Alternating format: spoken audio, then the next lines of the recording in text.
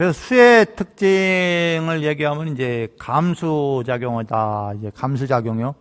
그러니까 이제 우리가 안이비설신이라는 인식기관과 이 대상을 만났을 때 이게 대상과의 접촉이 일어난단 말이에요. 뭐 늘상 일어나죠. 예.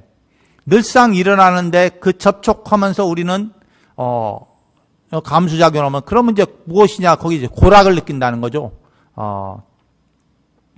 이 경험하며 이제 고락을 느껴요. 즐거움과 아니면 괴로움을 이제 느끼게 분별을 하게 되는 거죠.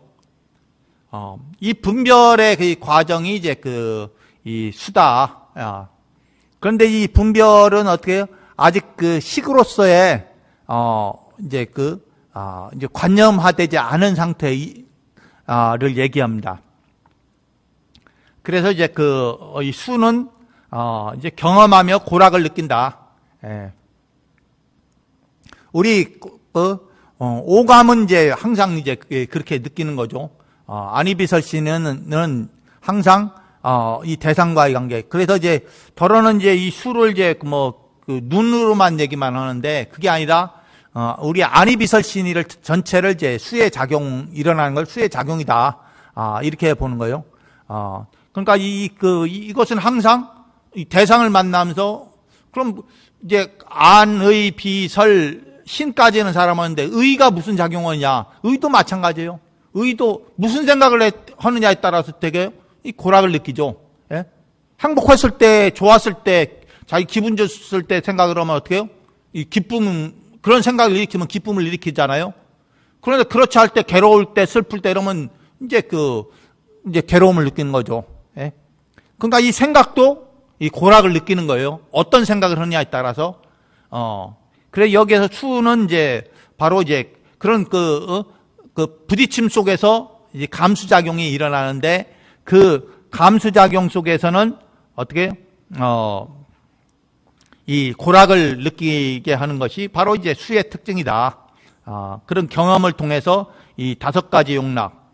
그래서 사람들은 어떤 일을 이제 하면서 여기 왕이 이제 정무를 맡겼을 때 그럼 이제 사람은 그 정무를 수행하는데 5가지 용락을 누리고 만족하면서 이렇게 생각한다.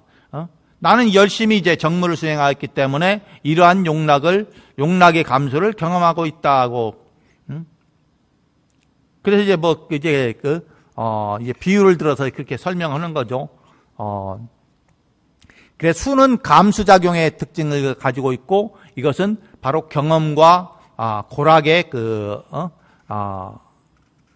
를 느끼는 이제 특징을 가지고 있다. 경험하면서 이제 고락의 를 느끼는 특징을 가지고 있는 게 이게 감수의 특징이다. 이렇게 합니다. 10번째 상의 특징. 여기 지금 얘기하는 건 이제 오온에 대한 거나 이 색은 빠지고 이제 수상행식에 대한 얘기를 하는 거예요. 오온 중에서 색수상행식 할 때, 색 말고 이제 수상행식에 대해서, 여기에서 이제 질문을 이제 하는 거죠. 밀린다 왕이 나가세나 존자에게 물었다. 존자여 상의 특징은, 무엇입니까? 대왕이여 인식하는 것입니다. 곧 파랑, 노랑, 빨강, 백색, 갈색 등을 인식함과 같습니다. 비유를 들어주십시오. 대왕이여 왕의 재무관이 왕의 보물창고에 들어가서 청황적백 갈색의 보물을 보고 그것들을 왕의 재보라고 인식하는 것과 같습니다. 이와 같이 인식하는 것이 상의 특징입니다. 잘 알겠습니다, 존자여. 상의 특징을 이제 상이라는 건 이제 표상작용이라는 거예요. 이제 표상작용인데 인지한다 이거. 그것을 받아서 이제 각가지의 모양들로 이제 그것을 인식하는 것들을 이제 상의 특징이다. 예. 우리가 이제 감수된 것을 가지고 감수된 것은 고락을 느낀다고 하잖아요. 그런데 고락을 느끼지만 그 다음에 이제 감수하고 나서는 어떻게 해요? 이것이 가지고 있는 특징을 안다는 거죠. 색깔이 어떻고 모양이 어떻고 예? 느낌이 어떤 거 이제 구체적으로 이제 이제 생각을 이제 만드는 거죠. 표상작용이니까. 그래서 이건 인식함을 특징으로 한다. 각가지의 형태를 우리가 인식하게 하는 거죠. 감수된 다음에 이제 인식을 하는 거죠. 예. 감수는 단순히 고락의 특징만을 나타나는데 이것은 이제 더 이제 세분화되어 있는 인식을 하게 되는 거죠. 예. 그것이 형태가 가져온 모양, 뭐 여러 가지 이제 의미들을 이제 거기서 느끼는 게 이제 상의 특징이다. 그 다음에 이제 행의 특징. 밀린다 왕이 나가사나 존자에게 물었다. 존자여 행의 특징은 무엇입니까? 대왕이여 행은 마음먹음과 형성력을 특징으로 합니다. 예? 비유를 들어주십시오. 대왕이여 어떤 사람이 독약을 마련하여 자신도 마시고 남에게도 마시게 하면 자신도 고통을 받고 남도 고통을 받게 됩니다. 마찬가지로 어떤 사람이 이 세상에서 나쁜 짓을 하겠다고 마음먹고 그렇게 하면 죽어 지옥에서 괴로움을 받는 불행한 상태로 태어날 것이며 그의 말을 따른 사람도 그렇게 될 것입니다. 또 어떤 사람이 버터와 기름과 벌꿀과 당밀의 혼합물을 만들어 자신도 마시고 남에게도 마시게 하면 자신도 즐겁고 남도 즐겁게 됩니다. 마찬가지로 어떤 사람이 이 세상에서 착한 일을 하겠다고 마음먹고 그렇게 하면 죽어 천계에서 축복받는 행복한 상태로 태어날 것이며 그의 말을 따른 사람도 그렇게 될 것입니다. 이와 같이 마음먹음과 형성력이 행의 특징입니다. 예, 잘 알겠습니다. 존자요. 행의 특징. 뭐 행은 이제 형성작용이라고 이렇게 하는데 행이라는 건 여기 마찬가지로 이제 가행 있잖아요. 예? 이제 진행되는 거죠. 예. 예? 어떤 순간이 아니라 이것은 행은 일종의 이제 그 영어로 ing죠. 예? 진행을 하고 있는 게 행이란 말이에요. 그럼 행은 어떤 것을 가지고 있냐면 의사력을 갖고 있다 이게. 예? 의사라는 건 어때요? 내가 생각을 하는 거죠. 어떻게 할 것인지 생각을 하는 거예요. 예. 그리고 어떻게 할지 생각을 하면은 어떻게? 형성력, 위작이라는 말이에요. 지어나가는 거죠. 예. 내가 어떻게 할지 생각을 하면 그대로 이제, 지어나가는 거예요. 그 일을. 그럼 이제 지어나가게 되면 어떻게 해요? 거기에 대한 과가 따르는 거죠. 예. 어떻게 지어나가느냐에 따라서 이제, 과부가 다 틀려지는 거죠.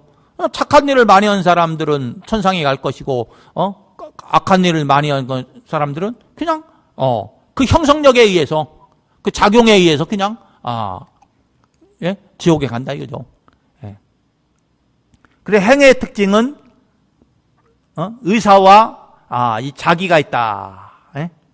마음먹음, 행은 마음먹음과, 이제, 위작, 형성력을 가지고 있다. 어떻게 마음을 먹고 어떻게 그것을 행동할 것인가. 행은 이제 그런 특징을 결국은 그 행에 의해서 우리 삶이 각각의 살아가는 삶의 모습이 들려지는 거죠. 예. 그래서 우리가 그걸 어떤 것을 인지를 한 다음에 인지를 하고 나서 그 다음에 행동을 하게 되잖아요. 예. 인지한 다음에 그것이 이제 행동으로 나가는데 행동은 그 인지한 것을 가지고 어떻게 내가 그것을 바르게 행동을 그 인지한 것을 가지고 바르게 행동을 갈 수도 있고 아니면은 이제 안 좋게 이제 그 행동할 수도 있고 예? 선하게 행동할 수도 있고 악하게 행동할 수 있다는 거죠. 그건 어떻게 그냥 의사를 가지고 이제 그와 같은 행동을 이제 하게 되는 거죠. 그래서 형성력이라는 것은 이제 바로 이제 자기 행동하는 거예요. 예. 그런 행위가 이제 일어나는 것이 바로 이제 행의 특징이다. 그래서 이제 물은 이제 떨어지면 이제 아래로 내려가는 속성을 갖고 있잖아요. 그럼 아래로 내려가지 못하면 어떻게 해요? 물은 이제 고이게 되죠. 그럼 그 물은 고여 있지만은 그 물은 계속 고여 있는 게 아니라 그 물은 고여있지만 계속 아래로 내려가는 특징이 있잖아요. 그러니까 고인 물이 계속 물이 양이 많아지고 그 힘이 강해지면 어떻게 해요? 이제 그 고인 물을 막고 있는 아래로 내려가 있는 가고자 하는 물을 막고 있는 역할을 하는 댐이나 뭐 제방들이 어떻게 물이 힘이 강하면 강할수록 어떻게 해요? 그 제방력이 가지고 있는 힘이 약하면 어떻게 해요? 물은 그걸 뚫고 아래로 다시 내려가 버리죠. 예? 근데 그 힘이 없는 물은 어떻게 해요? 그냥 제방에 고여 있지만은, 그러나 이 물이 고여 있지만 이 물의 특징은 어떻게 해요? 아래로 내려가는 속성이 계속 가지고 있는 거죠. 그렇기 때문에 이 제방이 역할을 못하면은 어느 순간 그 물은 아래로 내려가게 되는 거죠. 그래서 우리가 인식을 하고 난 다음에 그 인지된 내용을 가지고 우리는 반드시 어떻게 행위가 일어난다는 거예요. 인지한 다음에 언제 행위가 일어날지는 모르지만은 그 인지한 것은 인지한 거에서 멈추는 게 아니라 반드시 행위를 하고자 하는 그 속성을 가지고 있는 거죠. 그래서 그 행위가 일어나게 되는데 그것이 행위가 일어났을 때 그 행위의 행의 형성작용, 그것은 바로 그 어떤 의사를 가지고 있고 거기에 대한 형성력, 이제 행하고자 하는 행위가 일어나게 되는 거죠. 그래서 이제 그렇게 되면서 그럼 이제 각각이 그 행위의 결과에 따라서 사람은 지옥에 나기도 하고 천상에 나기도 한다. 그 행은 반드시, 그럼 이 의사는 무엇으로 이제 의사가 정해졌겠어요? 그럼 자기가 가지고 있는 이제 기본적인 것은 이제 업력이고, 그리고 자기가 알고 있는 이제 인식된 정보가 바탕이 되겠죠. 그 인식된 정보는 어떻게 해요? 과거 전생에 있었던 업에 의해서 이제 사유가 이제, 그리고 그 업만 한가요? 지금 이 순간에 가지고 있는 내가 가지고 있는 욕심, 이 탐진치의 어떤 재생식명수의 어떤 욕망, 이것이 이제 의사를 결정하죠. 어떻게 할 것인지. 자기 욕심을 위해서 안 좋은 행위를 할 건지, 아니면은 그 욕심보다도 좀 더 바른 어떤 삶의 가치를 위해서 올바른 행위를 할 건지, 그 의사가 이제 다음 이제 행위의 어떤 방향성을 이제 결정을 하겠죠. 동으로 갈지 서로 갈지, 이것은 이제 자기 의사가 이제 결정한다는 거죠. 그 의사는 과거의 업력 플러스 어떻게 지금이 가지고 있는 현재 인간이 가지고 있는 재석식명수의 어떤 욕망성, 그 욕망성과 또 어떻게 해요?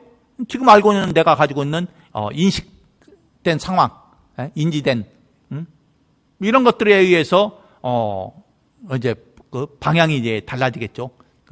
행하는 바가 다 틀리단 말이에요. 제각각이란 말이에요. 모든 사람이 똑같이 인지를 했어도 행하는 것은 다 제각각이란 말이에요. 다 똑같이 행동하지 않아요. 그럼 왜 그 사람들은 각각 제각각의 행위를 하느냐? 그럼 이제 거기에는 뭐가 있어요? 욕심이 개재되어 있는 거죠. 욕심, 그리고 이제 진심, 그리고 어리석음. 이 탐진치 삼독심이 그 사람의 행위의 방향을 이제 결정을 하는 거죠. 그럼 이 방향을 결정하는데 어떻게?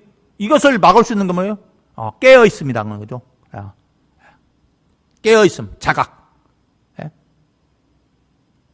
이거에 의해서 이 깨어 있지 못하면은 어떻게? 업의 흐름대로 내가 업의 흐름은 어떻게 해요? 인간이 가지고 있는 근원적인 탐진치 삼독심의 그런 흡이죠. 이 중생이 가지고 있는 그런 근본적인 업의 흐름에서 벗어나지 못하고 그 업의 흐름에 의해서 삶을 살아가지만은, 그러나 어떻게 자각을 하는 사람은 어떻게 해요? 그 업의 흐름을 깨어부시는 거죠. 업이 가지고 있는 속성을 인식하고 그 업에 가지고 있는 속성에 얽매이지 않는, 이 탐진치 삼독심에 얽매이지 않는, 이제 그러다 보면 어떻게? 이 행의 방향이 달라지는 거죠. 업의 흐름에 의해서 살아가는 삶의 모습과 그 자각된 삶의 모습은 틀리죠. 그런데 이 자각된 힘이 제대로 힘을 발휘할 때는 어떻게? 다 제각각이죠. 어떤 사람은 이 자각된 힘이 얼마 안 가기도 하고, 어떤 사람은 이것이 꾸준히 지속적으로 가는 사람이 있고, 어떤 일을 할 때, 처음에는 막 그 아이에게 이렇게 그런 거 하지 말라고 막 이렇게 하는데, 그 처음에는 그 말을 듣고 아이하고 안 해야지 하면서, 언젠가까지는 이제 안 해요. 그 하루가 되고, 한 달이 되고. 그런데 어느 순간에 또 보면은 다시 그거 안 해야 된다는 생각보다는 욕심에 의해서 이제 또 이제 그 행위를 반복한단 말이에요. 그건 이제 자각된 힘이 이제 약하기 때문에 그래요. 그럼 그게 강하면 강할수록 어떻게? 계속 지속력이 가네요. 그래서 보통 그것이, 그래서 이 교육은 어떻게 해요? 어렸을 때 제대로 인식을 해야지 그게 나이 들어서까지 가는데, 그런데 어렸을 때 제대로 그걸 인식하지 못한 거는 나이 들어서도 이제, 제대로 이제, 인식된 삶을 살지 못한다는 거죠. 그래, 한 번 이제 제대로 이제, 공부한 사람은 나이 들어서도 그 습을 이제, 어렸을 때 공부했던 그런 기억에 의해서 자기 삶을 거기에 맞춰서 가는데, 그 중간에 어쨌든 욕심도 있겠지만은, 그러나 이제 어렸을 때 교육된 힘이 강하다 보면은, 이제 그게 나이 들어서도 그렇게, 이어져 간다고죠. 그래서 우리나라 조기 교육이라는 게 사실 그렇잖아요. 어렸을 때 바르게 교육을 시켜야, 그리고 나중에 커서도, 바른 삶을 산다. 이게 조기 교육의 목적 아니에요? 지식 정보만 막 집어넣는다고 해서 중요해 올바른 사람이 되는 게 아니라 어렸을 때 바른 의식을 가지게끔 만들어야 나이 들어서도 바른 삶을 살게 된다. 그렇지 않으면 어떻게 해요? 어느 순간에 이제 자기 욕심에 의해서 자기 삶을 바른 삶이 아니라 좀 이기적인 삶을 살게 되는 거죠. 그래서 그 행의 특징은 마음먹음과 형상력에 있다. 그 다음에 이제 식의 특징. 밀린다왕이 나가사나 존자에게 물었다. 존자여, 식의 특징은 무엇입니까? 대왕이여, 구별하여 아는 것입니다. 비유를 들어주십시오. 대왕이여, 도시 한복판에 네가리에 있는 경비가 사람들이 동서남북 사방에 어디로부터 오는지를 다 볼 수 있는 것과 같습니다. 마찬가지로 사람은 시계에 의하여 눈으로 보는 대상물과 귀로 듣는 소리와 코로 맡는 냄새와 혀로 맛보는 미와 몸에 닿는 접촉물과 마음으로 인식하는 것들을 알 수 있습니다. 이와 같이 구별하여 알아봄이 식의 특징입니다. 잘 알겠습니다. 존자요. 여기 식은 이제 식별작용이라 이렇게 해야죠. 구별하여 아는 것이다. 그래서 각가지를 이제 구별하여 이제 인식한다죠. 그러니까 앞에서 얘기한 것들이 이제 점점 이제 인식 정도가 이제 높아지는 거죠. 앞에서는 그냥 처음에는 이제 감수장애인이 이제 고락 이제 괴로움과 이제 즐거움에 대한 인식이라면은 그 다음에 이제 이제 그거에 더 이제 상세하게 이제 여러 가지 형태들 맛도 그냥 맛도 어떻게 달고 쓰고 짜고 시고 이런 것들 이제 구별을 시켜서 상세하게 아는 거고 보는 것도 이제 빨주노트파 하든 모양이든 형상이든 이런 것들을 아는 거고 예? 그리고 나서 이제 그런 것들을 아는 것 인식되어진 것을 가지고 행을 통해서 예? 그걸 이제 인식되어진 가지고 이제 의사를 이제 결정하는 거죠. 의사를 결정해서 어떤 행위가 일어날 것인지 그래 이제 그 행위가 일어나는데 이제 이 식의 특징은 이제 식별작용이 있다 이게. 예. 그것을 이제 구별하여 아는 것.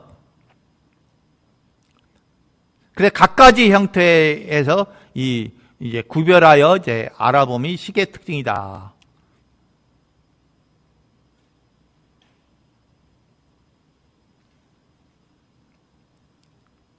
그래 이제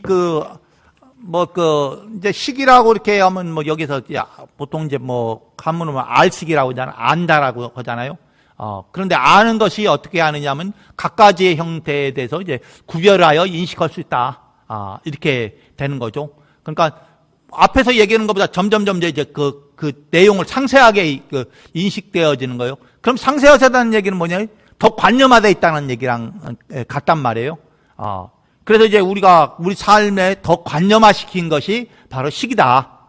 그래서 이제 우리가 업식이라고 이렇게 얘기를 하잖아요. 업식이라고 얘기하는 것들이, 그럼 업식은 어떻게 해요? 더 관념화된 그 모습이에요. 그렇기 때문에 이 업식을 더 관념화시켰기 때문에 이 업식을 깨어내야 이 본래의 본마음으로 이제 돌아간다고 이렇게 하는 거죠.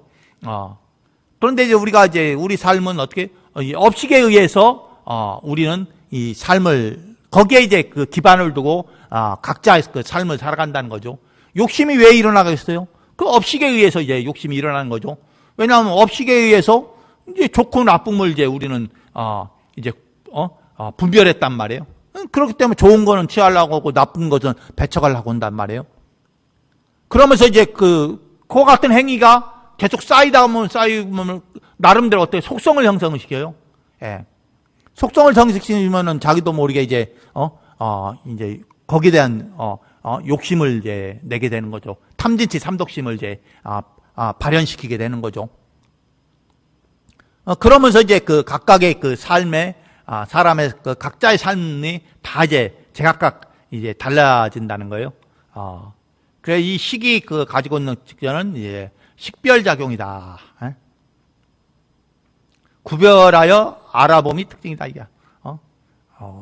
그래서 이제 이것저것 여러 가지 모습들을 내가 좋고 싫고 뭐 이런 것들이 이제 무엇에 의해서 구별해? 관념. 그럼 관념은 뭐예요? 업식이죠. 업식에 의해서 이제 구별을 하는 거죠. 그럼 업식에서 구별하는데 그걸 내가 인식하는 데에서 구별하는 것도 있고 아니면 무의식적으로 이제 작용을 하는 것다 이게. 업식이 이제 어떻게 의식적으로만 작용하는 게 아니라 무의식적으로 작용한다 이게. 인간은 어떻게 해요? 인간의 삶은 어떻게 의식적으로 삶을 사는 경우는 극히 이제 짧은 시간이에요. 대부분은 무의식적으로 자기도 모르게 작용을 한단 말이에요. 음식을 먹으면 자기도 모르게 그냥 무의식적으로 먹지 그걸 제대로 인식하면서 먹지 않는다는 거예요. 이게 인식을 하려면 어떻게 해요? 거기에 대한 이제 집중하는 힘이 있어야죠. 집중력이 있어야 제대로 인식할 거 아니에요. 그런데 집중력이 없다 보니까 그냥 무의식적으로 그냥 밥 때 되니까 밥을 먹는 거예요. 어떻게 먹었는지도 모르게 그냥 먹는 거예요. 그냥 하루 일과가 어떻게 생활하는지 자기가 인식되어 갖고 깨어있는 상태의 삶을 사는 게 아니라 무의식적인 삶을 살아간다는 거죠.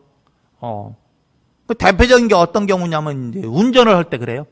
운전을 하면 우리는 깨어있는 의식에서 운전을 하는 경우도 있지만 거의 무의식 상태에서 운전을 많이 해요. 내가 가지고 있는 몸이 가지고 있는 이제 인식되어진 상태에서 이제 운전을 이제 하게 되는 거죠. 그럼 어느 순간 이렇게 보면은 문득 깨어있으면 내가 어떻게 운전하는가 깨어있으면은 그 감각을 제대로 느끼고 이렇게 하는 경우도 있지만 대부분은 무의식적으로 이제 운전을 한다는 거예요. 자기도 모르게 기존에 운전해왔던 습관들 그거에 의해서 자기도 모르게 그냥 커브 뜯고 자기도 모르게 한단 말이에요. 그걸 깨어있는 상태에서 절대로 하는 경우가 극히 드문 시간이에요. 그래서 우리가 이제 살아있는 동안에 그리고 우리가 잠도 이제 어떻게 해요? 그냥 잘 때 이제 무의식적으로 자는 거죠. 예. 깨어있는 상태가 아니란 말이에요. 그냥 무의식적으로 이제 잠을 자고 그리고 또 그 속에선 무의식적으로 이제 꿈을 꾸기도 하고 그냥 잠을 자기도 하죠.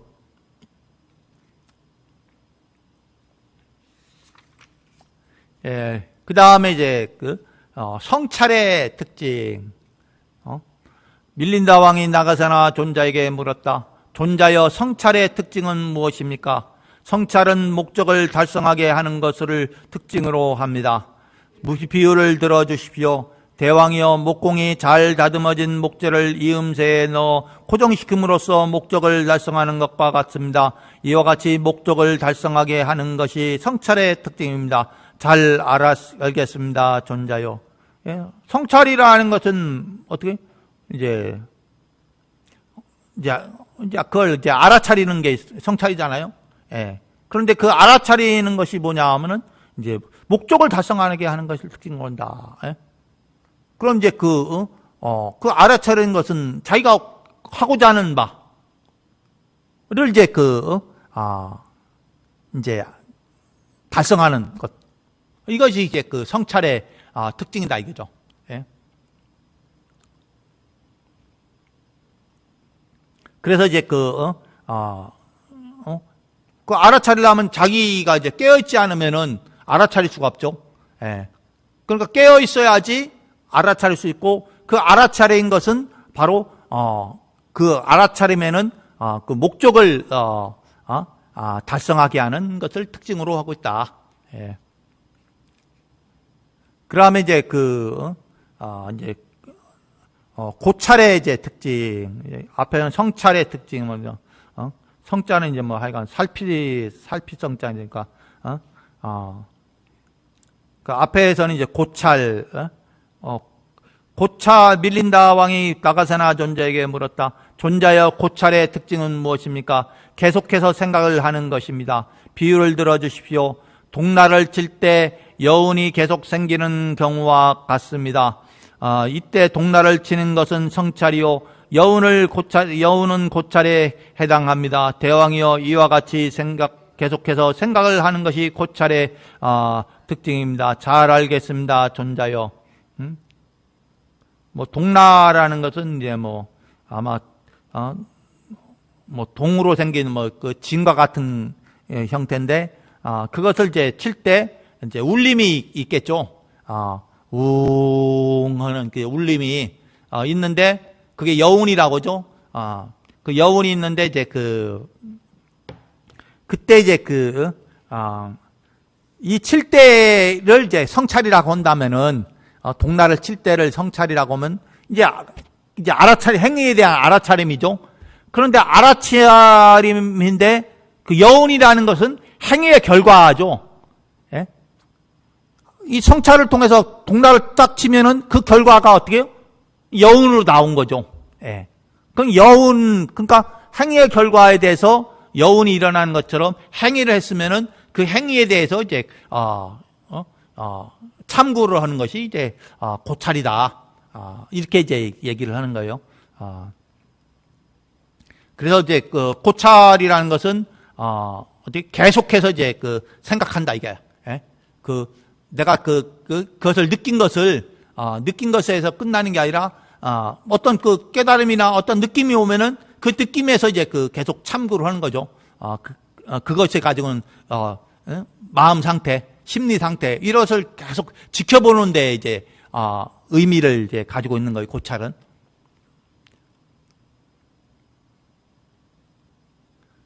그 다음에 이제 15. 여러 정신작용을 구별할 수 있는가? 밀린다 왕이 나가사나 존자에게 물었다. 존자여, 혼합되어 있는 이 모든 것을 하나하나 분리시켜 이것을 촉이요, 이것은 수요, 이것은 상이요, 이것은 행이요, 이것은 식이요, 이것은 성찰이요, 이것은 고찰이다 라는 구별을 명백하게 할 수 있습니까? 아닙니다. 따로따로 구별할 수 없습니다. 비유를 들어주십시오. 대왕이여, 궁정의 요리사가 소스를 만든다고 합시다. 그는 굳은 우유와 소금과 생강과 마늘과 후추와 그 밖에 조미를 넣습니다. 그때 왕은 요리사에게 이 음식 속에 넣은 굳은 우유 양념 마늘 맛보여다오, 소금 양념 마늘 맛보여다오, 생강 양념 마늘 맛보여다오, 마늘 양념 마늘 맛보여다오, 후추 양념 마늘 맛보여다오라고 했다고 합시다. 요리사는 그가 혼합하여 만든 소스를 일일이 분해하여 이것은 시고 이것은 짜고 이것은 맵고 이것은 떫고 이것은 답니다라고 하면서 양념을 다시 따로따로 분해하여 맛보여 줄 수 있겠습니까? 아닙니다. 그것은 불가능합니다. 그렇지만 양념 하나하나의 특징에 대해 이야기할 수는 있습니다. 대왕이여, 그와 꼭 같습니다. 이 모든 것이 한데 혼합되어 있는 것을 하나하나 떼어 이것은 촉이다, 이것은 수다, 이것은 상이다, 이것은 행이다, 이것은 식이다, 이것을 정찰이다, 이것은 고찰이다 하면서 구별지어 말할 수는 없습니다. 그러나 이 모든 것 하나하나의 특징에 대해 논의할 수는 있습니다. 잘 알겠습니다. 존자여. 존자가 왕에게 물었다. 대왕이여, 소금을 눈으로 알 수 있습니까? 그렇습니다. 존자여. 대왕이여 주의에 들으십시오. 눈으로 알 수 있는 것은 소금이 갖고 있는 흰빛에 지나지 않습니다. 존자여 그렇다면 혀로 알 수 있습니다. 그렇습니다. 존자여 모든 종류의 소금은 혀로서만 식별합니다. 합니까? 그렇습니다. 존자여 만약 소금을 혀로만 식별할 수 있다면 황소가 왜 소금 전체를 실어 날라야 합니까? 짠맛 맛을 실어 나를 수는 없겠습니까? 대왕이여 짠맛만을 갈라서 나를 수는 없습니다. 짠맛과 무게라는 두 가지 성질은 소금 속에 하나가 되어 있습니다. 그러나 원래는 영역을 달리하고 있습니다. 대왕이여 소금을 저울로 달 수 있습니까? 그렇습니다. 달 수 있습니다. 아닙니다. 대왕이여 소금은 저울로 달 수 없습니다. 무게만을 저울로 달 수 있을 뿐입니다. 잘 말씀하셨습니다. 존자여. 예? 여기에서 이제 또 얘기하는 건 여러 이제 정신작용. 지금 얘기하는 이제 수상행식과 성찰과 이제 고찰, 예? 그리고 촉과 이제 수상행식과 식별작용은 성찰과 이제 고찰에 대해서 각가지 경우를 이제 우리가 구별해서 얘기할 수 있느냐. 구별해서 얘기할 수는 있겠죠. 그러나 그 하나하나를 낱낱이 구별할 수는 없다.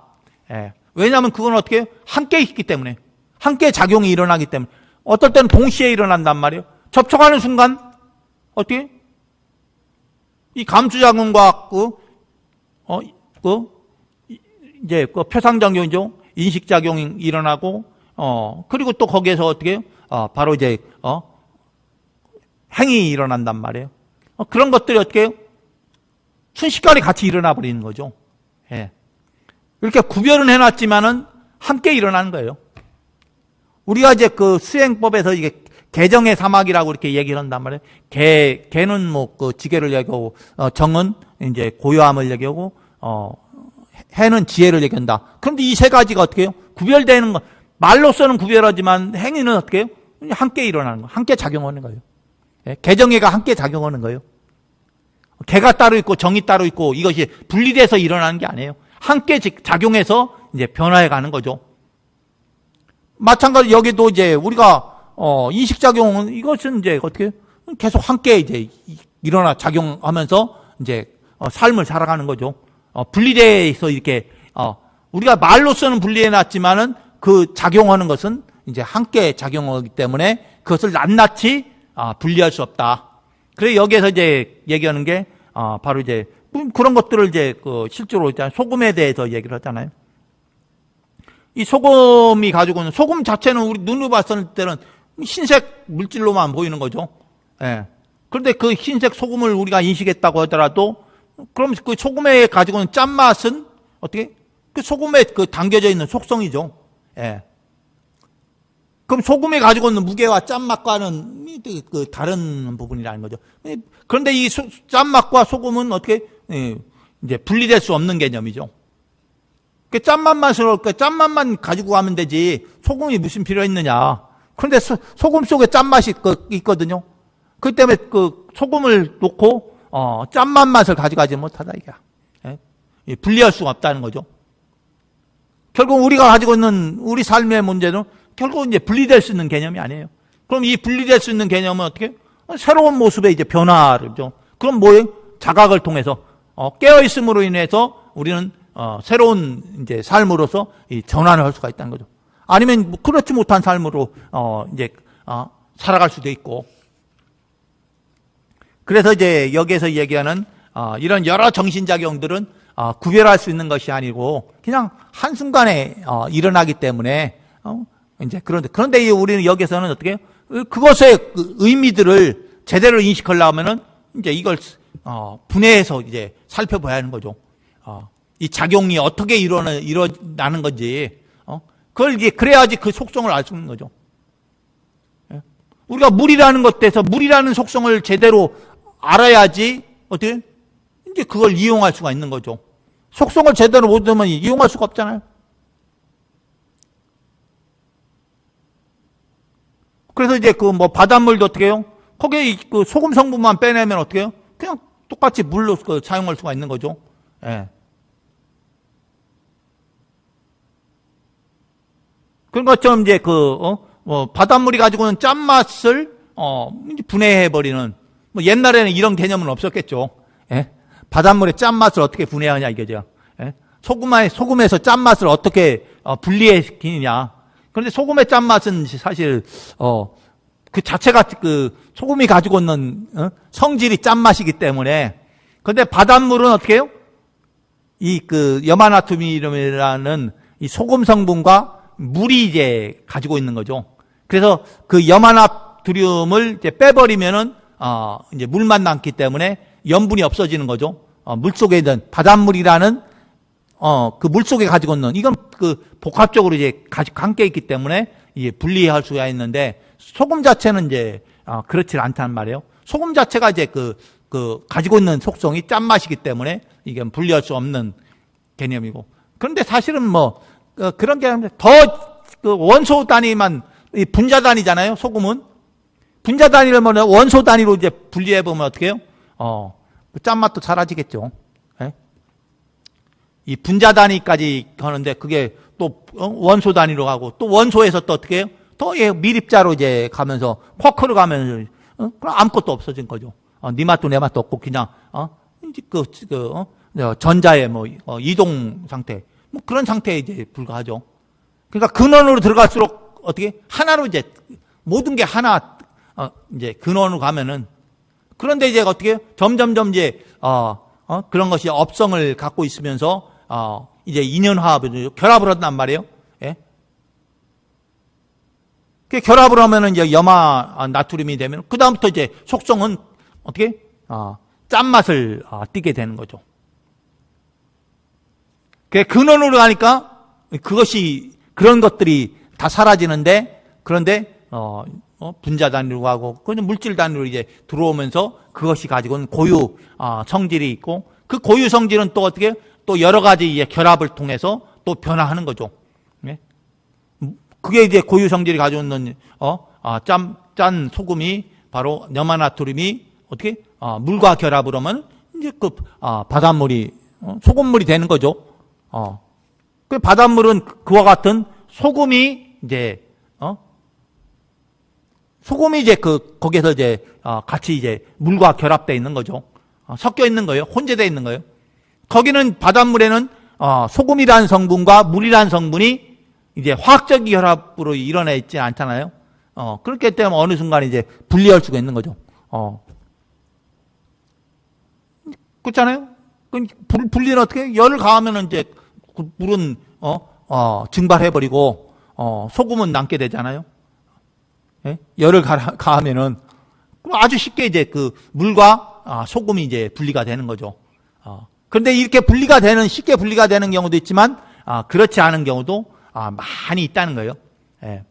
그리고 우리가 가지고 있는 이제 우리 존재도 그죠? 우리 업성이라는 게 어떻게 이 분리가 될 수 있느냐 이거죠.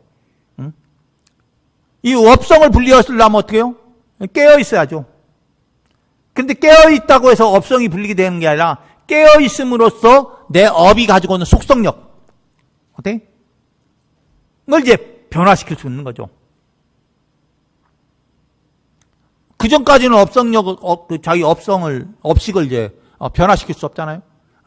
각자 지은 업대로 살아가는 거죠. 그런데 그 업대로 살아가는데 거기에는 어떻게 해요? 바로 이제 무엇이 작용하는 거죠. 욕심이 작용하면은 더 안 좋은 업을 짓게 되는 거고, 거기서 이제 그 자기 업성을 갖지만, 그러나 모든 게 욕심만 있는 게 아니라는 거죠. 거기는 자비심도 있고, 자기 그 지혜로움도 있단 말이에요. 거기서 문득 가지고 있는 업 속에서 자비심이 발현되면은 또한 자기 그게 업력을 이기고 자비심이 발현되는 거죠. 그런데 어떻게 사람의 마음에는 그건 다 같이 있는 거죠. 그러니까 사람의 근본 마음은 지혜로움과 자비로움이 함께 이제 갖추고 있다는 거죠. 예? 함께 갖추고 있기 때문에, 그럼 함께 갖고 있지만은 그러나 그 업에 의해서 자기 그 지혜로움과 이 자비로움이 이제 발현을 시키지 못하도록 이렇게 되어 있는 거죠. 그렇지만 어느 순간에 자각에 의해서 이제 그 지혜로움이 자비로움이 이제 발현이 됐을 때, 그랬을 때 사람마다 각각의 삶이 이제 달라지는 거죠. 어느 한순간 바뀌게 되는 거예요.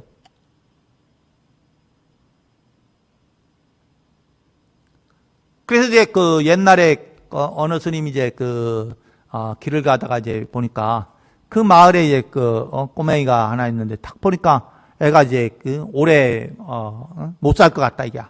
아이고 그리고 이제 저놈 이제 전생의 어변 때문에 참 단명하겠다 이러고 이제 갖고 나서, 그리고 나중에 또 많은 세월이 흘러갔는데, 그런데 그 동네에 그 사람이 아직도 살아있단 말이에요. 저놈이 명운이 보니까 그 전생의 어변 때문에 저 단명하게 됐는데, 왜 아직까지 살아있는가 싶어서 이제 물었어요. 야, 그 사이에 무슨 일이 있었느냐? 특별한 일이 뭐가 있었느냐? 그러니까, 하도만 생각을 해보면, 옛날에 제가, 물이 홍수가 져갖고, 산에 이제 나무가 이렇게 막 떠오르는데, 그 나무 구루터리게, 그 개미들이 한때 바글바글 하면서, 이제 나무에 이제, 개미들이 집 짓고 자르면 거기에 바글바글하게 이제 있잖아요? 그런데 그 구루터기를 보고, 야, 이제 불쌍한 마음이 들어서 이제 구루터기를 이제 물 바깥으로 이제 끌어낸 적이 있다. 그런 일이 있었다는 얘기를 이제 해요. 그래 아까 스님이 그 얘기를 듣고 이게 이제 호생지덕이라고 하잖아요. 좋게 생각하면서 이제 마음을 내리킨 게 호생지덕이야. 그러니까 좋은 마음을 내갖고 이제 그거로 인해서 이제 이 아이의 가지고 있는 근본 마음 속에서 자비로움이죠. 여지껏 자기 업성에는 그런 마음을 가지고 삶을 살지 못해서 이 단명의 운을 갖고 있었는데, 그런 호생지덕으로 인해서 이 단명의 업이 이제 바뀐 거죠. 그럼 어느 순간 이제 명이 이제 길어졌단 말이에요. 이제 그런 것처럼 이제 우리 삶이라는 건 근본 마음이 본래 악한 사람은 없단 말이에요.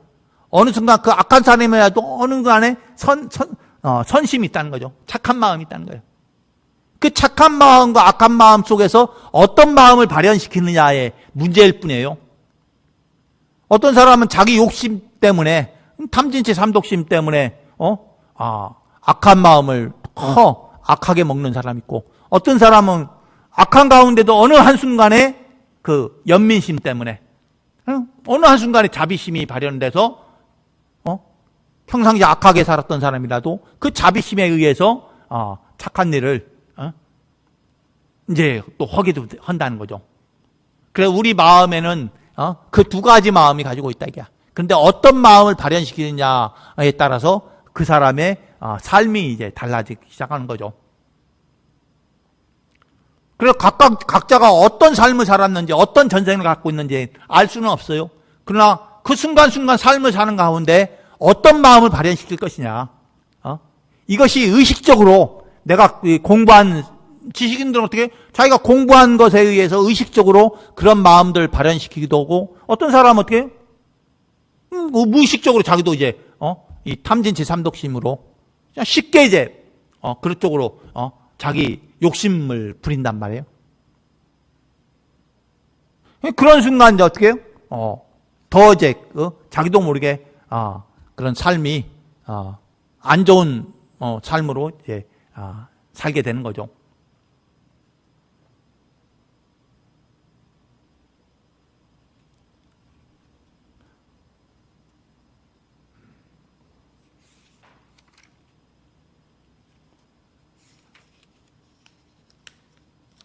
그래서 이제 각자 이제 삶에 있어서 어떻게 살아가느냐는 정해진 게 하나도 없잖아요. 예? 어떻게 내가 앞으로 살아갈 것이냐. 그리고 아니면 나와의 가까운 사람들은 어떤 삶을 살아갈 것인가. 내가 내 의지대로 다른 사람은 뭐 할 수 없고, 나도 이제 내가 의지한 대로 삶을 살아간다고 하지만, 그럼 각자 이제 틀린 거예요. 젊었을 때 틀리고, 나이 들어서 틀리고, 그리고 아니면 노년이 됐을 때, 예? 그러니까 지금 당장은 어떻게 해요? 자기 의지력이 아주 굳건한 사람들은 자기 의지력대로 삶을 살아간단 말이에요. 그럼 어느 한순간에 자기 의지력이 힘을 잃었을 때, 나이가 점점점 들어가면 어느 순간에 그 자기 의지력이 힘을 못 발휘해요. 그 의지력의 힘을 못 발휘하면 어떻게 해요? 주변의 영향을 많이 받아요. 그리고 자기 의지력을 발현시키지 못해. 그 의지를 발현시키지 못해. 자기가 의지한 대로 자기 삶을 살아가지 못해요.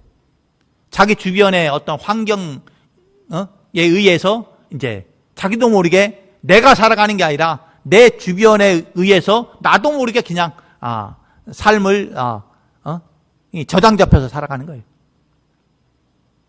그런데 이제 자기 의지력을 가지고 자기 삶을 살아가기가 이게 쉽지 않다는 거예요. 좀 젊었을 때는 좀 그게 좀 쉬웠는데 점점점 나이 들어가면서 자기 힘과 에너지가 상실되면서 자꾸 자기 의지력은 약해진다는 거예요. 그래 옛날에 이제 하는 얘기가 그랬다네.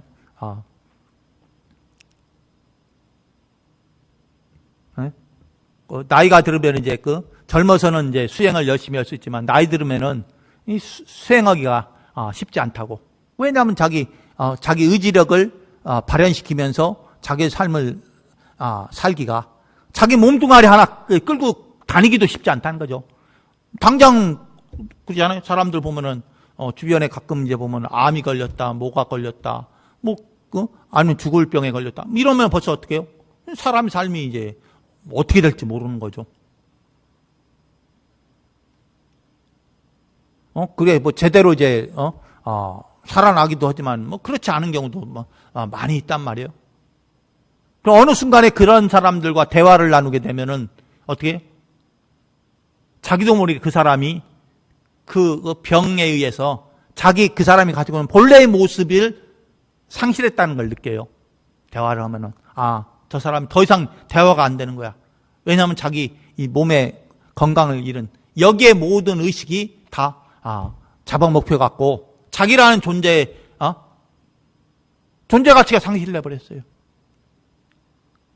이 몸뚱아리에 다 자기 의지력이 발현 못하고 이 몸뚱아리 가지고 있는 병고에 자기 의지력이 상실돼 버려요.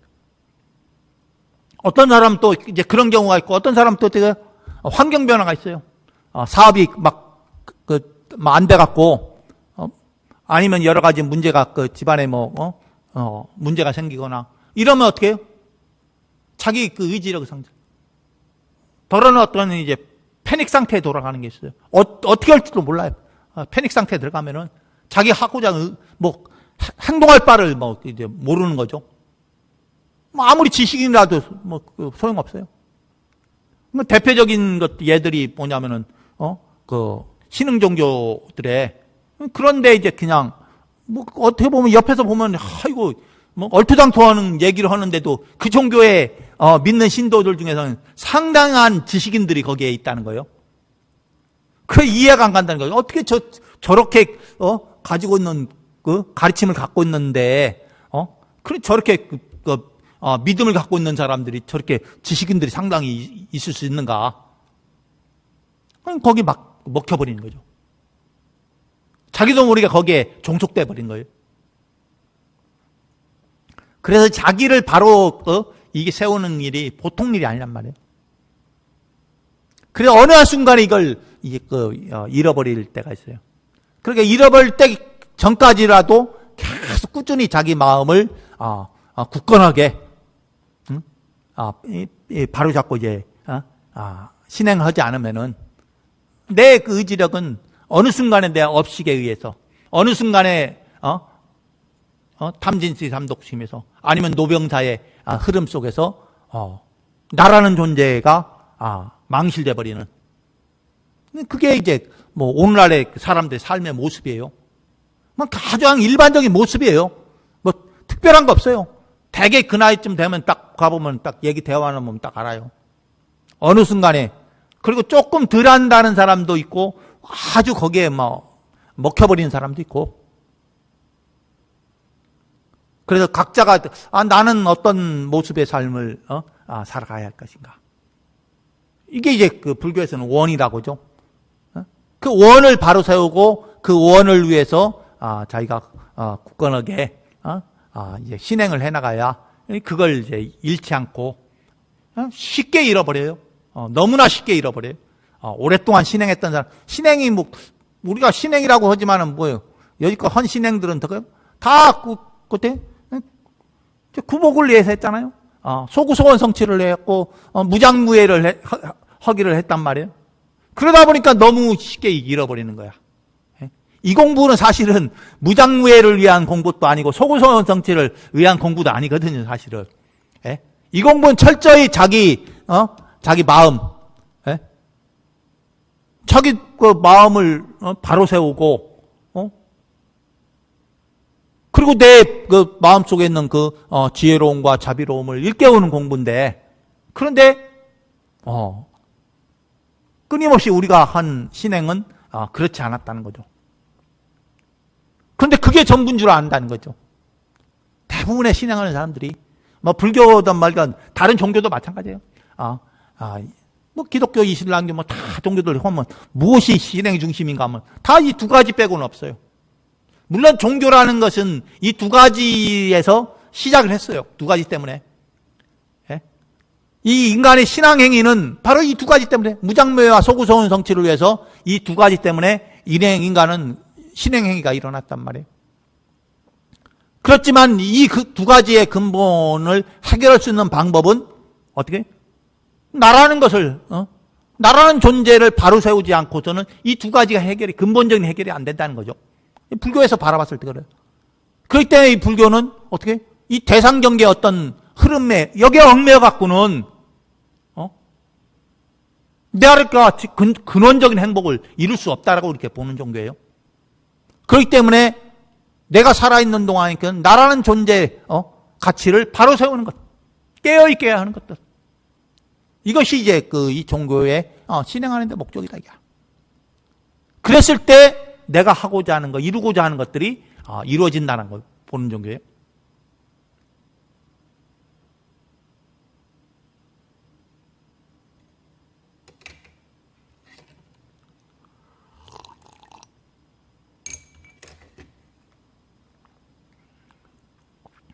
그래서 이제 이게 하나의 화두죠. 이것이 이제 우리가 이렇게 살아있는 동안 내가 이와 같은 생각을 과연 가지고 내가 금생에 마지막 하는 순간까지라도 이와 같은 생각을 놓치지 않아야 되겠다. 이와 같은 원을 내가 잃어버리지 않아야 되겠다. 내가 대상경계에 그 마지막 가는 순간에 대상경계에 끄달리지 않고 이와 같은 원은 내가 금생이 됐던 세세생생 동안 놓치지 않아야 되겠다. 이런 원인이 있어야 하는 거예요. 대상경계에 그냥 끄달려 갖고 자기 삶을 어느 순간에 그냥 잃어버리는 이제 그런 삶이 아니라, 그래서 여러분들이 이제 한번 이제 이렇게, 그리고 또 항상 이렇게 나도 보지만은 이제 주변도 이렇게 삶의 모습을 이렇게 관찰해 보면은 앞에도 뭐 성찰이든 고찰이든 뭐 이렇게 얘기를 했단 말이에요. 그냥 이제 삶의 모습들을 다른 사람의 삶의 모습을 통해서 그냥 나의 삶을 이제 대비해 보면 나는 저런 삶을 안 살아야겠다. 나는 이제 이걸 놓치지 않고 일깨우면서 살아야겠다. 그런데 어느 한 순간에 우리는 기운을 특히 이제 몸에 병이 걸리면은 어느 한 순간에 그냥 병에 얽매여 갖고 자기 삶이 완전히 사라져 버리는 일들이 그냥 비일비재하죠. 거기에 얽매여 갖고 언제 내가 그 눈을 감더라도 그 병거에 내가 잡아먹히지 않고 그 병이 있으면 있는 거고 내일 죽게 되면 죽는 거지 그게 대수냐 이게. 그럼 그 순간까지 내가 내 마음을 그런 대상경계라는 건 제가 얘기했잖아요. 색성양 미축법만이 대상경계가 아니라 우리 마음의 그 대상경계는 바로 이제 우리 마음에서 봤을 때는 이 몸뚱아리가 대상경계란 말이에요. 그렇잖아요. 몸과 마음. 이 몸뚱아리는 어떻게 노병사가 있을 수밖에 없는 거잖아요.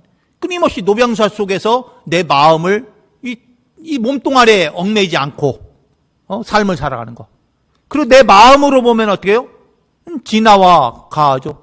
예. 내 참나은 마음. 예? 불성에서 봤을 때, 참 마음으로 봤을 때 거기에서 나는 탐진치에 아니면 업식에 끄달리는 마음. 이 마음이 이제 대상이 되는 거죠.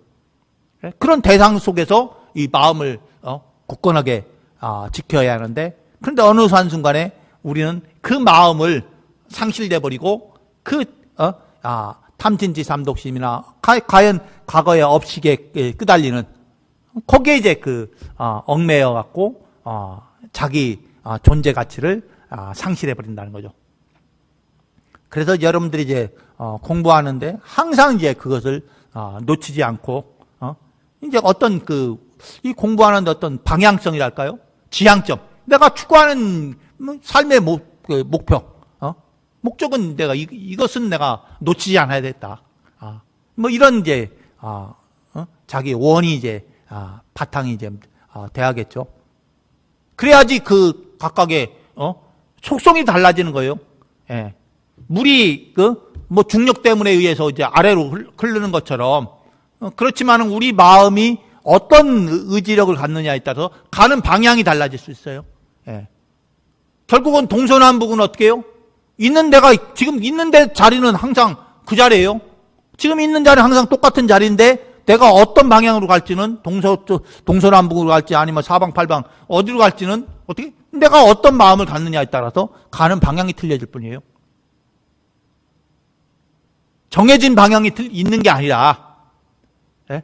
그런데 내가 가지고 있는 업은 어떻게 이 속성력을 가져왔고 정해진 룰이 있어요. 업은 어떻게 탐진치 삼독심에 의해서 대부분 만들어 놨기 때문에 자기도 모르게 업의 흐름대로 이제 가게 되는 거죠.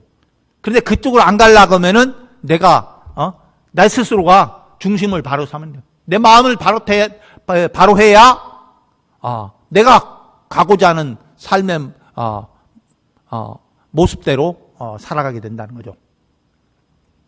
예, 여기까지 오늘 하겠습니다. 자, 성불하시오.